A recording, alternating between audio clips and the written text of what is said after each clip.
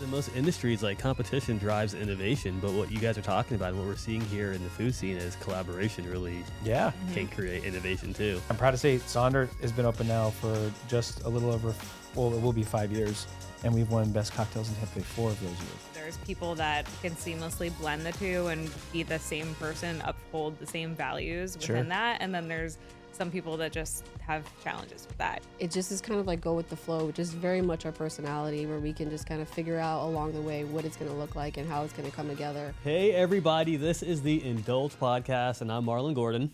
I'm Melissa Santel.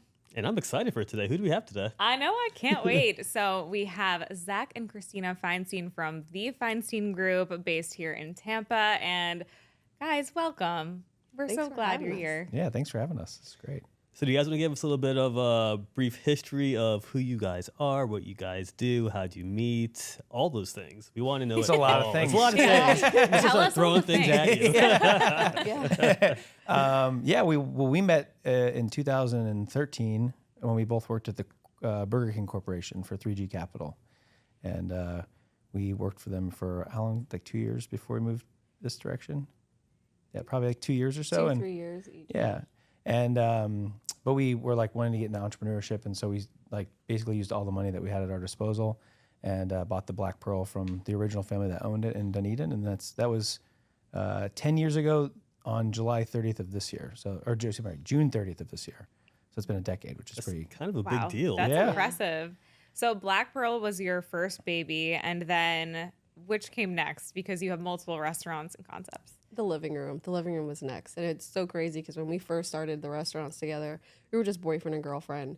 And a lot of my friends thought we were definitely crazy, kind of going on this adventure together. And I'm like, when you know, you know. And we both hate gambling, so it's kind of interesting we did that. Really. It was, and we were only dating for like 10 months at the time, I think. And of course, the Black Pearl, we were passing ships at night and just kind of working as much as we could. We both had a second job aside from the restaurant, which I don't even know how we would do that now. But I remember driving down Main Street with Zach, and he said, I want to own that restaurant one day. And I'm like, okay. And then a year later. Okay. And how old were you guys when you purchased that? When we purchased the Black Pearl, I was 24. Yeah. Wow. That's impressive. I was 26. I'm older than him. Rocking the cradle. No, I'm just kidding. To be fair, I didn't know until I was way too into it. So what'd you do at, I'm going to rewind a bit. So what'd you do at Burger King? So we both had different roles. My trajectory there, so I started there as what they call an operations trainee, but like they take you out of school. So I went to like UCF Rosen Hospitality School, and they teach you how to run a Burger King, and then they turn you to something called a sales, profit, and operations coach. And those people kind of travel the country and help franchisees fix their business. But I had a lot of restaurant experience when I came into it, so they were like, "We've never done this before. We'll make you a district manager." So they brought me down to Miami. And they gave me the district like right outside Liberty City, which is a great area of Miami. I'm being facetious there. It was I'm shaking my head. But it was a really bad district. And like within like 3 months or so of getting the district, I turned it around and they were like, how'd you do this? And I showed them how I did it. And long story short, they ended up creating an entire department at Burger King for me that we would like go into billion-dollar franchisees and fix their businesses for them. So it was pretty interesting. That's wild. Yes. Okay, so you got the hang of the inner workings of the operation side, which is so valuable, especially when you're aspiring to have a multi-unit restaurant group like you do now. I'm sure that it's amazing. So what did you do while you were there? So I actually was one of I think the third class after him as an ops trainee, and they put me in his district, my boss did. And before I met him, I kept like hearing, well, I guess I should go all the way back. So my very first day of orientation, how we met. There. Okay. If you guys want to know that story. Oh yeah, we want to hear the juice. I'm blushing. So, so the story behind it is I just finished grad school. I got my MBA at Nova, and all of my friends, we went out for dinner one day, and they all knew what they were doing, and I'm like, I don't know what I'm doing. So I applied for Burger King, and I'm like, let me try this for a year. Called my best friend, and I said, okay, I'm going to do corporate America for a year. And then let's go to Italy and find my husband. And then day one, orientation, I'm sitting in the lobby, and I see this guy dressed like Johnny Cash, like all black. I was skinnier with more hair than this. And I called my husband. I called my best friend at the very end of the day, and I said, I think I found my husband. And she's like, you just called me 8 hours ago. And it was a different story. And then, so I went through the ops trainee program, and we had a mutual friend. And he said, we need to meet. And ended up, just kind of I don't know, blossomed being like serendipitous, romance. but it's serendipitous in a strange way because they put me in his district to train. And this whole time for, I want to say, was it 10 months? I went like looking for this guy from my first day. And then here he is in the parking lot of BK 50, we're not 51, BK 38 on Miami Beach. Yeah, 38. Yeah. And yeah, we worked together for a little while, and then I ended up going to be the franchise consultant and working at the Black Pearl, and that was pretty much it. It was meant to be. That's so sweet. My face hurts from smiling right now. How adorable. Yeah, we were like, it was like, what was it? St. Patrick's Day 2013. We like were sitting, like we just taken the day off, but we were both working like 100 hours a week. It was a crazy job. Yeah. They paid us very well when we were there, but it was a lot of work. And we were both like, are we happy? We're not happy. This is terrible. And so we wanted to buy a restaurant. And so we looked at like 70 restaurants. And I'm from Dunedin originally. Well, I'm from Colorado, but I've lived there my whole life. And it just happened to be the restaurant we found was the Black Pearl. And again, I'm not a chef. We're not chefs. Like I like to cook, but so we're looking for something very specific, and we found it there. And yeah, the rest is kind of history. It's kind of a crazy story. After seeing so many restaurants for a while, I'm like, are we on a date or is this a different kind of trip? Yeah, and then when we bought the Black Pearl, we both still worked at Burger King at the time, and Burger King told me. I was a director in the corporate office. They're like, we'll let you work remotely because this is cool. You're doing this thing. And then like we bought the restaurant. They're like, we're just kidding. So I ended up leaving, and I went to go start as a like area director for Aldi supermarkets because we had to pay the bills. And like the Black Pearl was not what it is today. I mean, it was a great restaurant, but it was like couldn't support us essentially. And Christina was driving from Tampa to Orlando on a daily basis. It was crazy. Yeah, my area of restaurants was in Orlando. And then eventually we just decided maybe, we should kind of figure out the place local, more closer to the restaurants. And so I worked for the Home Shopping Network for a little while, which was a lot of fun. So, yeah. What were you doing there? So crazy story, but I started in customer service because I was just like, you know what, we have the restaurants. I'm just going to, work minimum wage and then work my way up through the company. And from there, it was a lot of fun. You're I felt very like impressive. I didn't know much about retail. I had my master's, but I really wanted to learn about the business. So I said, where's the best way to learn about a business is really working the day-to-day, where you're talking to customers and learning everything about the business. And so I did that. I worked there for about 3-4 months, and then I ended up shadowing with the buying department. And so I ended up working as almost like a financial planner or a show planner, where I would kind of work on, the cost of the retail of our new inventory, managing the inventory, and then kind of categorizing the show. So whatever sequence you saw on the show, that was me. So yeah. One of my best friends, or probably my best friend, he used to work for Home Shopping Network, and really? he used to run the productions. Oh, I might know him. You might know him. I might. Honestly, that's a really tough job. Even as a show planner, it was difficult. I would run the 24-hour event. Yeah, he used to do those too. Yeah, I did 2 years in a row I did fine jewelry, and then my favorite part was fashion jewelry. It was just a lot of fun. But yeah, that's hard. That's cool. There's one video of him riding, I guess they were selling kids' toys or something like that, and they were like unicorn heads on broomsticks essentially. And there's this hilarious video of him that I think went viral, of him riding back and forth across the screen during one of the episodes. Yeah. Oh my! That was a 1990s giddy up toy for a kid. I'm picturing it exactly in my head right now. Oh yeah, that's what it was. Yes, that's hilarious. Yeah, HSN it's such a beast. There's so many moving parts to it. First job out of college was actually the director of marketing of Big Brothers Big Sisters, and so they were huge supporters of BBBS, and we oftentimes got to go do tours at HSN. And then there's this one event, you probably know the exact name of it, per year, where they unleash you into their shopping, their employee shopping emporium, whatever the mall. What was that called again? Oh, I can't remember off the top of my head. Took me in there one time. I took him in there one time, and we bought way too many of the super skinny hangers. I forget what the name of the company. I know exactly what you're talking about, but yeah, it's like a storage company, but it's run by really this good really finds cool in there. They really do. They super do. But I actually have a friend that is a food stylist, and she supports a lot of celebrity chefs that work there at HSN and have different product launches. And they're showcasing different pots and pans and cookware lines. It's a beautiful, beautiful campus. It really is. It's amazing. Okay, so let's fast forward. So you had the Black Pearl, you purchased it from someone else. What was the first thing that you did when you got the restaurant? Did you rebrand it? Did you rehire? We worked the shift together. Yeah, no. So it was just like run, nothing against how it was ran, but it just was ran like a mom and pop restaurant. So they just, were open when they wanted to be open. And so we saw a lot of opportunity in that. And so we promoted the sous chef at the time, who's now our chef partner there.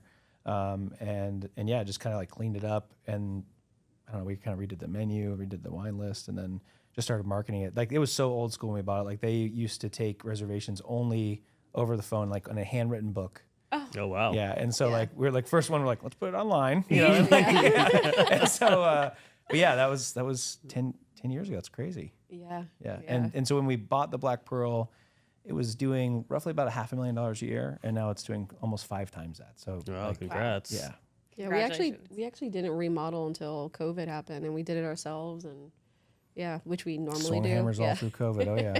Oh, Yeah. and you just redid the front of the restaurant as well, which is beautiful, by the way. Thank you. Yeah, it was built in 1905, so we restored it. Like, that's the original 1905 storefront, which is pretty neat. So That is neat. yeah. So what's it been like being a power couple working in the restaurant world? I mean, so my wife now works with me, and it used to terrify me to have her be part of the company, right?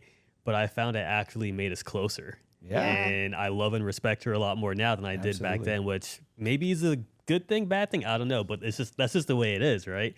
Sure. But do you guys have a similar experience where like working together just makes you guys stronger? Yeah, we have very complementary skill sets also. Yeah, and I think we've always only worked together, really.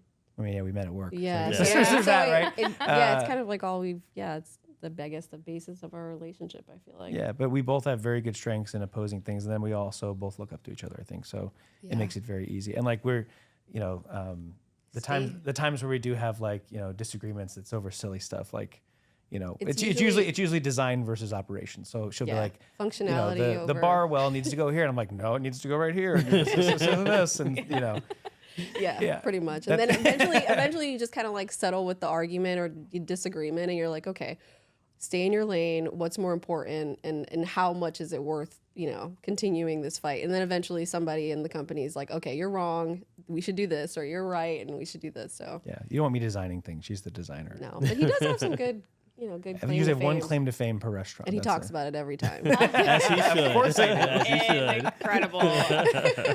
I want to talk about the living room's design because it's so cool and eclectic. And when you walk in, you're genuinely feeling like you're walking into like a really beautiful lived-in space. Sure. Every corner has something gorgeous to look at or admire. And I've been in both locations of living room now, but the one in Dunedin was the first, right? Yeah. Okay. Yeah, it's got a funny story too. Yeah. So talk about the concept behind the living room and just like what your inspiration was for designing it. So originally, I don't know if you guys seen really old pictures. It looked like your super wealthy grandmother's living room, and that's not who we are. And so we wanted to make sure that we brought the vibe that felt like it was everybody's living room, not just, grandma's. And so originally we worked with Charlie Schiller, and this was before I really even knew that I had an eye for interior design. And she's honestly my mentor. She owns Schiller Design, and Schiller Salvage and Schiller Salvage, her and her husband. I know, it's and so we brought her on board. We knew her through a mutual friend, and honestly, she's a great friend of ours now. But she came on, and we told her, okay, so this is how much we have, and we don't really have a lot. We're starting out. And so we flew in my best friend from New York. We told whoever wanted to work in the restaurant with us that day. We shut it down, and we kind of like remodeled it ourselves with really, I mean, it was crazy. It was $30,000 is how much we 36 hours and 30 grand. Yeah. And so that's kind of what we did. And the inspiration behind it was, okay, well, how can we make $30,000 go a really long way? And we were like, okay, well, the only way to really do that is to have my husband build tables. My husband build tables with our friends and go to, thrift stores and vintage markets and kind of make it work as much as possible. And then somehow it spiraled into what is Living Room Wesley Chapel, but more curated. And so when we came up with the design for Wesley Chapel, I wanted it to feel almost the same, very moody, eclectic, but also not like we just, bought at a local thrift store. And so that was kind of like the inspiration behind it. Yeah, you did such a great job at striking that balance. The Wesley Chapel location too, when we did our photo shoot there, I was like, there's so many surfaces and so many fun materials to run around and take pictures in front of. That's one of my favorite things to do is kind of like mixed textures, mixed patterns. And that's what's so cool about the Living Room brand that kind of like spiraled over time. Is that we can do whatever we want with it. It's real funky. Yeah, and the goal for Wesley Chapel especially is I wanted you to be able to sit, I think I counted 6 different places, and if you took a picture, people would wonder what restaurant you were in because it looks so different. And so, we have that part, and then we kind of have a lot of our personal into it. Like a lot of people don't know, there's a picture of my dad when he was young, my grandmother, my great-grandmother. His grandmother's room is actually our PDR in Wesley Chapel. When she passed away, she gave me all of her spoons. So we call it Betty's quilt room. She quilted. And so there's an old Singer sewing machine in there, and then all of her spoon collection is on the wall. So there's a lot of personal stuff involved too in it. So I love that. It makes such a big difference when you're able to step inside a space you created and then you have that personal attachment to it, absolutely. Nostalgia. Yeah. It's so whimsical yet modern. And I don't know how you did that, but it's so cool. To be honest with you, the Living Room is one of the brands, and I think if we open up more locations, it just is kind of like go with the flow, which is very much our personality, where we can just kind of figure out along the way what it's going to look like and how it's going to come together. There's this photo from our remodel in Dunedin of me on top of Zach's shoulders, hanging a photo like 10 minutes before like everybody's coming in because they're like, you've been closed for 36 hours. Like, we need our happy hour. And so that's kind of the brand itself is just we kind of go with the flow and figure it out, along the way and what fits and what feels right. And so, yeah. Why do you guys choose Wesley Chapel for the new location? You pointing at me? Well, there's quite a few reasons. So we actually turned down. You're familiar with the Battery in Sparkman Wharf? Yeah. So we turned that location down, and the reason why we turned it down is not because I don't believe in Tampa. I think Tampa's awesome, and we want to do something like in Water Street or something down the line. But Wesley Chapel at the time, which is like 2.5 years ago, they were building 24,000 homes a year. Within like 6 miles of Wiregrass Mall. And Wiregrass Mall gave us like this amazing offer. And I'm pretty good friends with the Noble Crest guys. And so I was asking about their location out there. And there really wasn't like nice, new American family-owned restaurants besides Noble. And so we saw a void in the market, and they were amazing to work with. And it just ended up working out.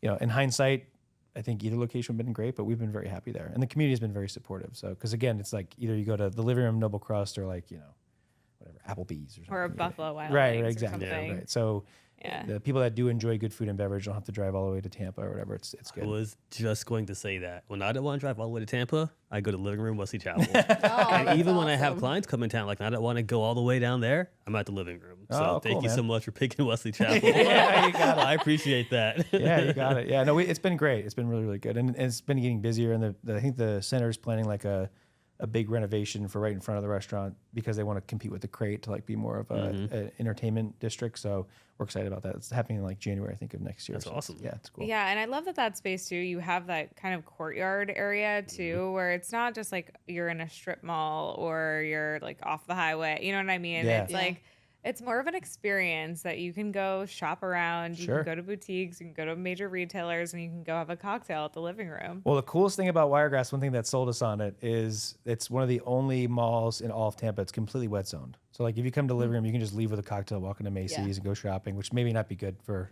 the wallet. That's but trouble. Don't tell me that. I didn't know that. Yeah, it's all wet idea. zoned. Yeah, it's all wet zoned. So it's pretty interesting. They don't really market it enough, I don't think, but we thought that was like super interesting. Hey, the Riverwalk has some competition right now. Taking advantage of that. I feel like if I was a retailer, I would push that because you could definitely increase your sales just off of, some guilty drunk shopping. Yeah, I know. I will be the victim. Yeah. So talk to me about your menus between both restaurants. So the Black Pearl menu it's a French New American restaurant. So Chef Chris, who's our partner there, he's been there for 16 years. He's worked for us for 10 of those years. He went to culinary school in Pacific Institute of Culinary Arts. It's in, I think, Toronto or Montreal. And so he had a lot of French influence in his cooking. And then he worked for Chris Pont for some time. And then, so we've let him kind of rule the menu there. We like, again, we're not chefs, so we try not to get in the way of them doing what they do best. And so he just kind of runs with it, and he's amazing. Chris is a great guy, and he's like family to us now. So, and then at the Living Room, we kind of have a little bit unique approach to the menu. So since we're not chefs or, whatever, super experienced cocktail people, we really allow the staff to kind of like steer the menu. So we'll say, hey, we want to put whatever, a new sandwich on the menu or a lunch menu, or we want to put a new steak menu or steak dish at dinner. And then we kind of let the chefs go wild with it. And then we basically do like tastings, and the whole staff will pick like what they like the best. And that's kind of what goes in the menu. So that's so fun. You're crowdsourcing with your team. Yeah, like, I mean, why not, right? That's the whole part about building great teams, is being able to trust them, and like, it shows the proof's in the pudding. Like everyone, it's always a fun time too. We get to engorge ourselves with some good food and then give our opinions. Yeah. If you guys would help with that, let us know. I mean, you got it. No, we love that. We'd love to have you guys out for that. It'd be super fun. Tap on 2 extra friends over here. I will say, I have never eaten a plate of crab cakes so fast in my life that when I was last awesome. at the Thank living you. room, I was like, oh my gosh, these are so good. Thank you. Those are one of my favorites. Yeah. They're like the thing that you don't order enough, but when you have them, you're like, It's funny. And so talk to us about Sonder Social Club, because you have another baby. Yep. It's your third one. So Sonder Social Club is our craft cocktail bar. And we opened that in July of 2019. So great time to open a new business right before the world shut down. But yeah, it was our answer. We before we had kids, we loved going out to have drinks. And like, again, we have to Uber to St. Pete or to Tampa, and we love Dunedin where we live. And so we're like, let's invest in the community and build a cocktail bar here. And Saunders it. So, Christina's always wanted to do a mid-century modern design, and like, I'll let her talk. I'm not gonna talk design. Oh, no, I was just gonna say the funny backstory is, we used to go like once a month to St. Pete and go, to Mandarin Hyde and a couple of other real cool like original places out there. We're like, why do we have to drive like 30 minutes every time? Like Uber, not drive, Uber. And so we actually came up with the concept on like a bar napkin, and we still have it. And so we came up with the concept, and I always wanted to open up a mid-century modern bar. I'm originally from New York City, and so I wanted it to the Bronx. Okay, I'm from Queens. Nice. I was born Long Island, so here we are, New York. I love team. it. Yeah. I know. Hey, I love All right, it. Colorado. and Colorado. We'll take you with us. I'm adopted. But so I wanted something that felt like that. Like I wanted it to feel like, okay, I'm in a beach town, but now when I walk into Sonder, it doesn't feel like I'm in a beach town. And so we came up with the concept, we came up with the design. It really is my baby. And then I found out I was pregnant with our first daughter. And so I opened up a bar while being pregnant, and I memorized all the tasting notes so that when I could talk about it, I'm like, yeah, this is what it tastes like. No, I did not drink while I was pregnant, but so that, I guess. Yeah, we had a good friend of ours, Danny Guess, helped us with the cocktail menu, and like really taught us about cocktail culture outside of the restaurants, like in a pure cocktail bar. And I'm proud to say Sonder has been open now for just a little over, it will be 5 years. And we've won Best Cocktails in Tampa Bay 4 of those years, which is pretty interesting. Wow, yeah. Congrats. Yeah, it's been like Visit St. Pete Clearwater, Tampa Bay Times, and Creative Loafings. That's neat. Yeah, it's so well deserved. And I love walking into that space. It's, to your point, it's like when you're in a new space where you feel like you're transported to a different city, that's when and it's most often when you're in hotels, right? Because they have crazy budgets for design and material and whatever. But you definitely get that feeling when you walk in Sonder. So you did a great job. Thank you. That was I feel like that was our real, like our first time, or my first time really kind of like diving into interior design and like having the confidence from Charlie. I put together a vision board and sourced a lot of different interior designers to kind of curate it, because I don't have, I don't know CAD design. I don't have a degree. I don't have, a license. And seeing it all come together is really awesome, and it's a really special place for me. Did you think of the speakeasy-style bathrooms? Because that was genius. I did. I have to give some notoriety to the bar that actually gave me the idea in Colorado. We were out with his sister and brother, and we went to this bar called Roosevelt, and it was a different design. But when we were looking at Sonder, the space was so close to the bathroom, and I thought to myself, well, it's not really cool if you're sitting down having a cocktail and then like the bathroom door is right there. That's kind of gross. Yeah. And so I thought about kind of incorporating that in the space, but then creating a vestibule so that it felt like a library. And Roosevelt's a little bit different. It's just a wall. It was really fun. And it's always fun when I see somebody walk to the front door and they're like, dude, you got to go to the bathroom. I'm like, it's such a weird thing. After we opened, I realized that hearing people be like, yeah, Sonder's great. You got to make sure you go to the bathroom. Like, such a weird. You know what I mean? Like, it is. You're like, we don't want this to be our claim to fame, but Gets him in the door. I'm totally fine with it. I'm totally fine with it. Bathroom's awesome, and the cocktails are good. Yeah. Just kidding. Dang.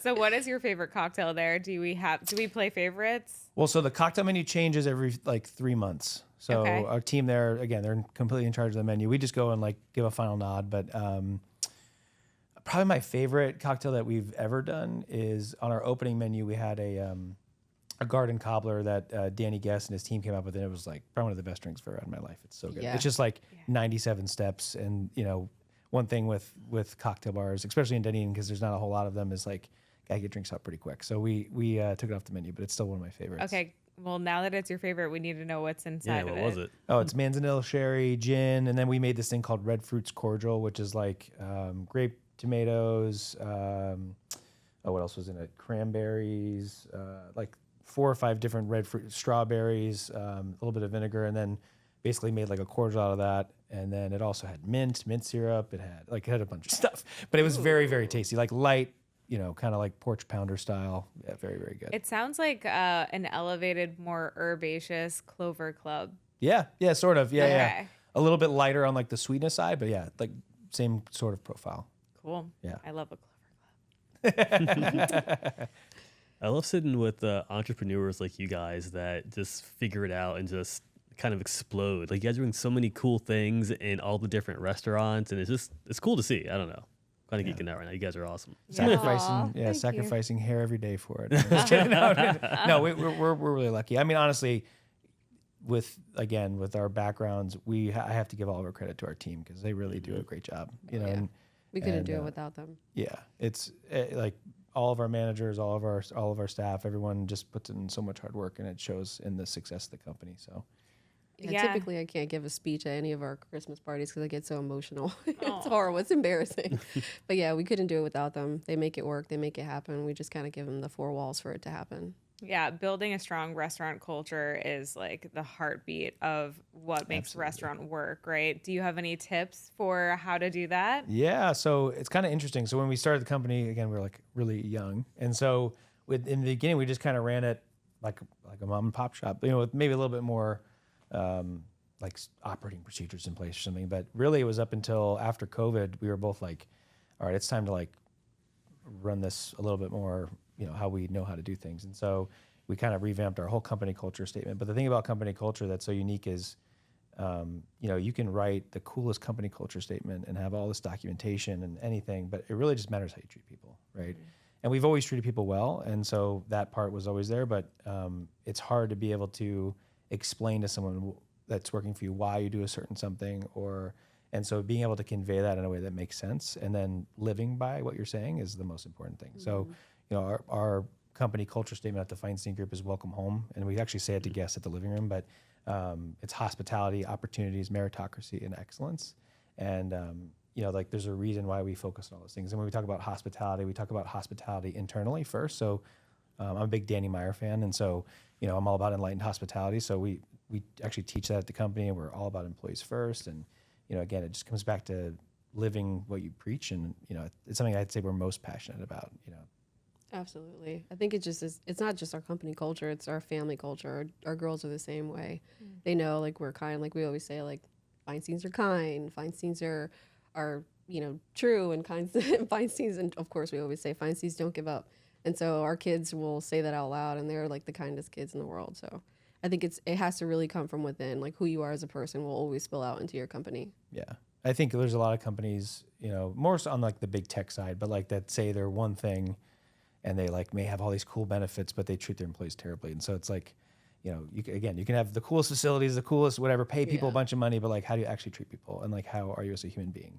Yeah, it's incredibly important. Actually, Marlon and I were just talking about this offline about how people are and how they show up in their business versus in their personal relationships, and how there's people that can seamlessly blend the two and be the same person, uphold the same values within that, and then there's some people that just have challenges with that, Yeah. So it really does show in the end product what kind of person you are internally as a human being and how that impacts everyone around you. Absolutely. Truly. I was so enlightened after reading Will Guidara's book, Unreasonable God, so Hospitality. I was like, how many rabbit ears? Is that what you call the pages when you Yeah. Bunny how ears. many bunny ears can I make in Right. this? Yeah, I'm like I know. highlighting it. Like it's so great. And it was really all about how to treat people and really how to be thoughtful and caring and go the extra mile about really like tuning into what people need and what they're asking for. Yeah, absolutely. Surprising and delighting. Yeah. No, it's such a cool book. is. And yeah, like that's another thing I would recommend, like small restaurateurs, and we're small restaurateurs, but like, people of our size that are trying to implement cultures, like read, get educated, go visit restaurants, go, go see what the best people are doing. And what I love to do when I go to restaurants, it's good to see the decor and all that stuff, but I love to see just how the staff interacts with one another and like how they interact with their owners when the owners are in. And that can tell you a lot about how places are run. So Yeah. Absolutely. Certainly. And I just say your staff. When I go to the living room, like they're all happy, like they're all Yeah. enjoying their job.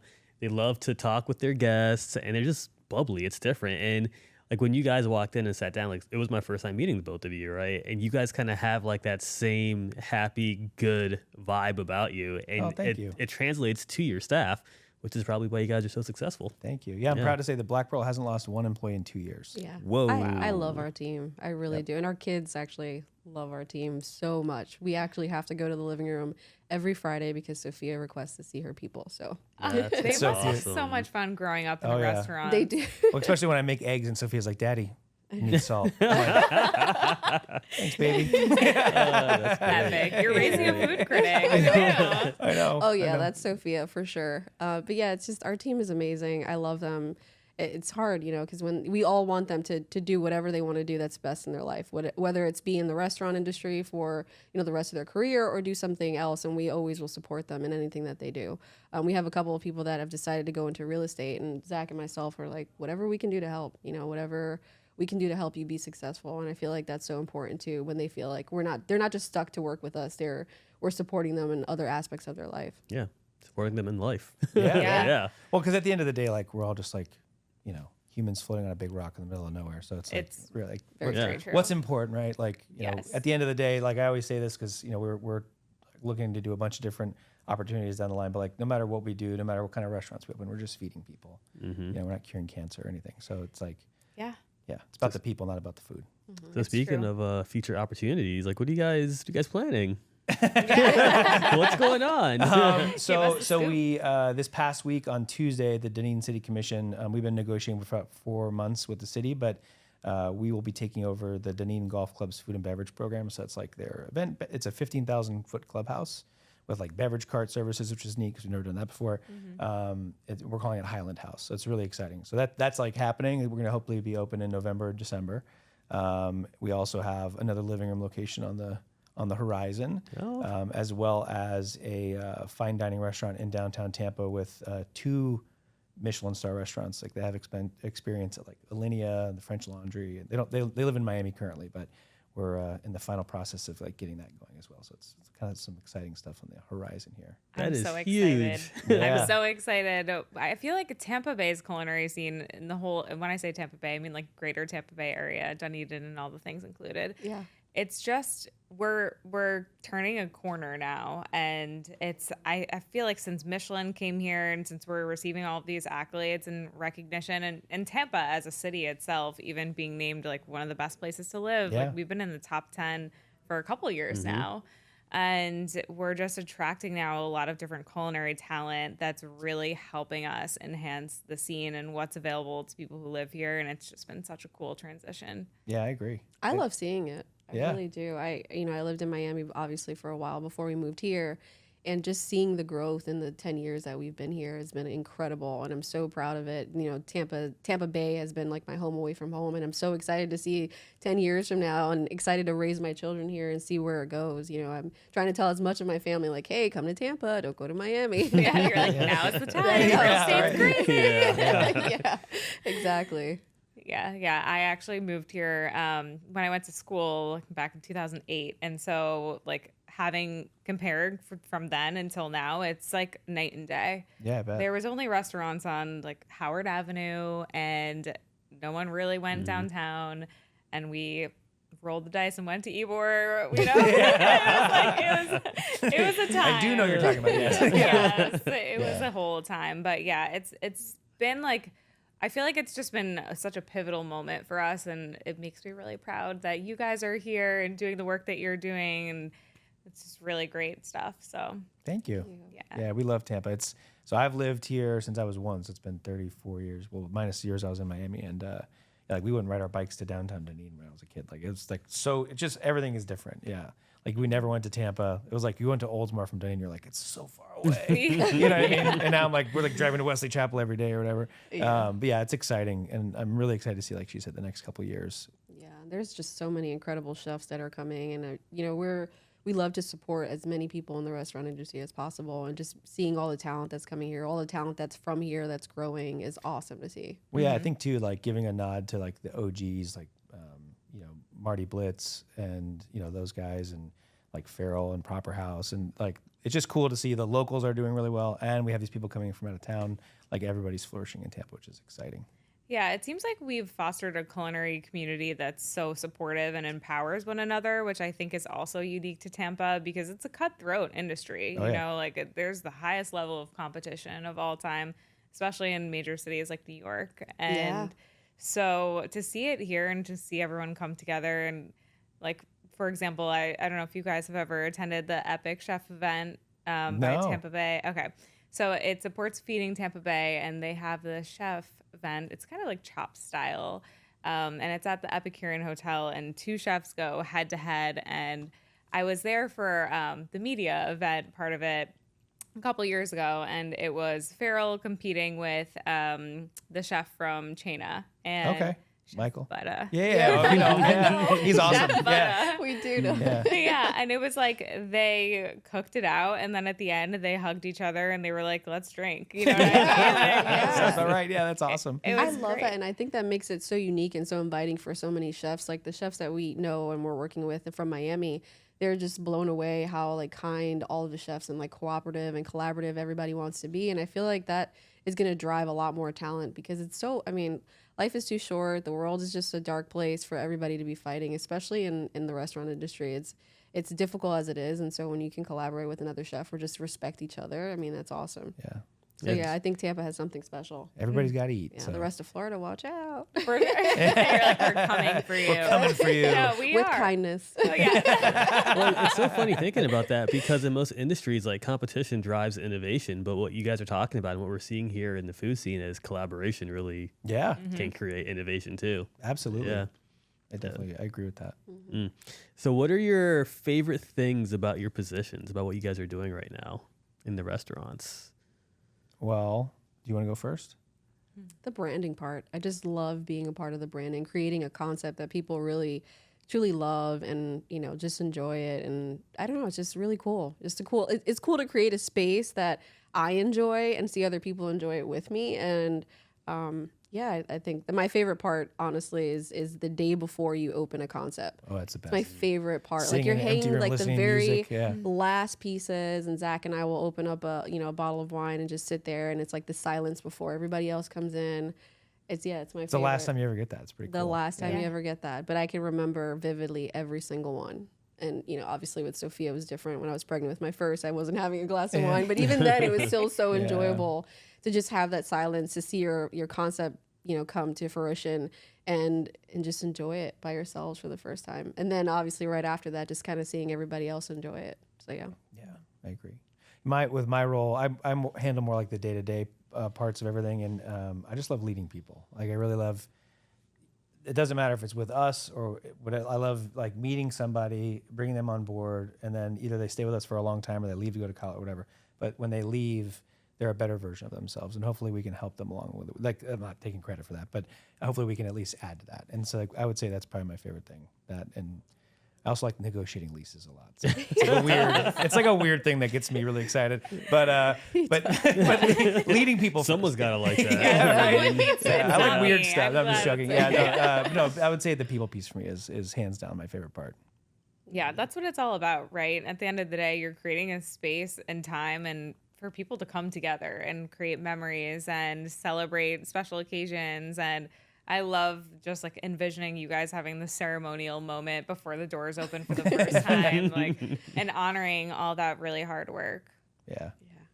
And usually we're for some reason the day before like our soft opening, we're always like hanging Always. artwork for like 9 This year hours. it was Zach's best friend actually helping us. I have a picture. It was like this massive photo. For some reason, we decided to wait last minute. I don't know if you've seen it. It's the one that has a Biggie quote on it all the way in the back on the far right side when It's you like walk this into old the Victorian restaurant. photo we just painted Yeah. Biggie lyrics on. Yeah. That's awesome. Incredible. Which For all, the song? ladies, for all the ladies in the place with style and grace. Yeah. I don't know. I felt like it'd be funny to write it on there, and so we did it. And him and his best friend were hanging it, and he's like, "Couldn't you pick a better time to do this?" I'm like, "No, this is perfect." Literally weighed like 200 pounds. Yeah, it was really heavy. Goodness. I was like, "Don't break it." You're like, we worked really hard on this. Yeah, your Do question not about being break. like with your couple, like Yeah. being as a couple, just anytime you go to the living room and look at things, like Zach and Christina probably argued over there, hanging that photo right there. We actually know I would probably say for the living room Wesley Chapel, I wanted to get rid of the lampshades for some reason. I don't know why, and now I regret thinking that. But Zach was like, "No, we have to keep it." And he's like, "What if we did it around the bar?" And I'm like, I don't know how I feel about that. And when it came together, he's like, "What do you think?" I'm like, "Yeah, it's your claim to fame. This is it. Tell people now." And we're really excited about number 3 because like number 1 we like bootstrapped it. Number 2 it was a second generation space and we really had a lot of confines we had to stay within. And the third one we're going to do from scratch. And so we're really excited about that because it's going to be I think even like Saunders' big brother sort of it's Oh, really nice to do that's things when exciting. it's an empty room. Yeah, it's very exciting to do it when it's an empty room. So yeah. All right, so answer me this: if you could only have one dish, one more meal, what's it going to be? From our restaurants or just In anything in Oh the no, world? just like out in the General. world, like Oh, your death row man. meal. Yeah, Death row meal. yeah. That's a really hard question. I know. We ask everybody. Do you want to go first? I don't know. I could maybe guess yours, but I don't know mine. I'm Oh, thinking that's about it. even more fun. Guess Yeah. hers. I would say if you could have it, your grandma's rice and beans, like panini, and would you have like a Thanksgiving or Christmas Puerto No. Rican dinner? No. As much as I love my grandmother, she passed away many, many years ago.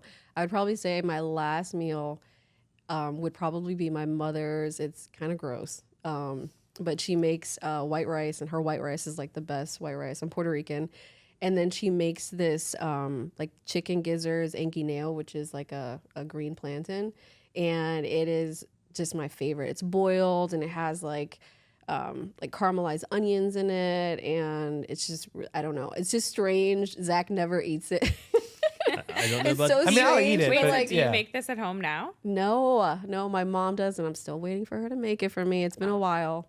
Her excuse is because I've been, training with a personal trainer, but Let's I go- think it's just because she doesn't want to make it anymore. just to say something funny. So we ask her for the recipe all the time, but like I don't know if you've met like a retired Puerto Rican woman, but she's like, yeah, you just take like a this much here and you throw it in, like, so she writes on the ingredients and we're like, what does this say? Like, what is I tell my mom all the time, like, can you give me the best like, put it in recipe? cups and The Yeah, best she's so recipe I've cute. ever gotten out of her is actually one of our best-selling drinks during Christmas time at Sonder. We changed it to be Sonder Social Club, and I don't know if you guys know, coquito is a traditional Puerto Rican So drink. Christina's coquitos on the menu. So yeah. it's actually Lucy's coquito, but it's my name, Christina's coquito, but it's her recipe. And trying to sit her down over the stove and get the recipe out of her was so crazy. Like, Zach's like, and what else? And she's like, a little bit more. He's like, okay, that is a teaspoon. That's a cup. I can totally relate to my family's Jamaican, and trying Yeah. to get recipes from my parents or my grandmother, forget about it. Like It's the my soul. You have to have grandmother's the- like cornmeal porridge. Nobody knows how to make it because she's not specific with anything. It's all like whatever's in her heart at that Yeah. time. That's Sure. that's what she's Yeah. gonna put in there. I Do you we know? think it's intentional? Because my grandparents do the same thing. Like I begged my grandmother. I'm like, I actually was with her on multiple occasions. I was like, can you please make your cheesecake with me? And I don't love cheesecake, but I only love her cheesecake. Aw. And so I was like, okay, we're gonna do this together. Did it. It was great. I tried to write everything down the way that she did it. And like, you would think it's pretty specific measurements. It's cheesecake. I Sure. mean, I make it at home, not the same. It cracked. never It the was same. terrible. I FaceTimed her another time because she was in New York and made it cracked, awful. My mom's like, I give up. And they don't tell us, so we keep coming back. No, Yeah. I always joke with my mom. I'm like, "What are you waiting for the ancestor to tell you how much more?" Like an ancestor's She's like channeling the "That's ancestors.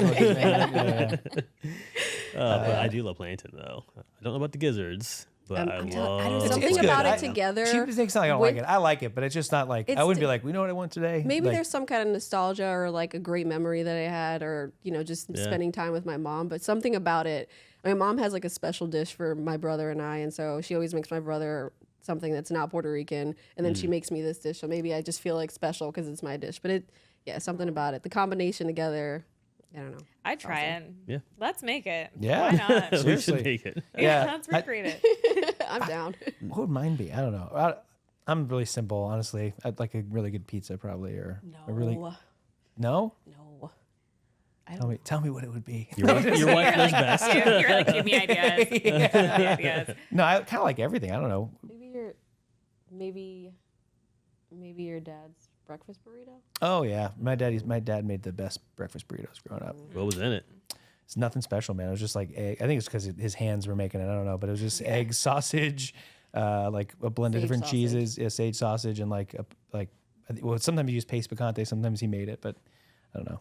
I can never make them taste the same, You know what's crazy is that food always tastes better when someone else makes it for you. right? Like you try to replicate a recipe and it's like, this is good, but was it great? Yeah. It's true. Like I love to cook. I cook all the time. But yeah, when Bryce cooks something, I'm like, this is the best thing I've ever I wonder had. why. That's awesome. I also think he might be a different level over home. Oh cooking. yes, Yeah. that is true. Yeah. Yeah. There's more than- Sometimes I forget. I not forget, but you know what I mean. Yeah, but I totally get that. That's how I feel when I eat somebody else's bag of chips. I'm like, they don't taste as good as mine. Oh, that's awesome. Well, you guys have been absolutely amazing. Thank you so much for taking the time to coming out with us. It's been a pleasure meeting you and chatting with you, and I wish you the best and everything you guys are doing. You guys Thanks are crushing for it. having us. Thank you. Thank you guys. Yeah, of Yeah, course. you're welcome. All right. Until but- next time. Yeah, until next time. But before that, where can people learn more about you? Yes. So you can go to our website. It's tfg.ventures.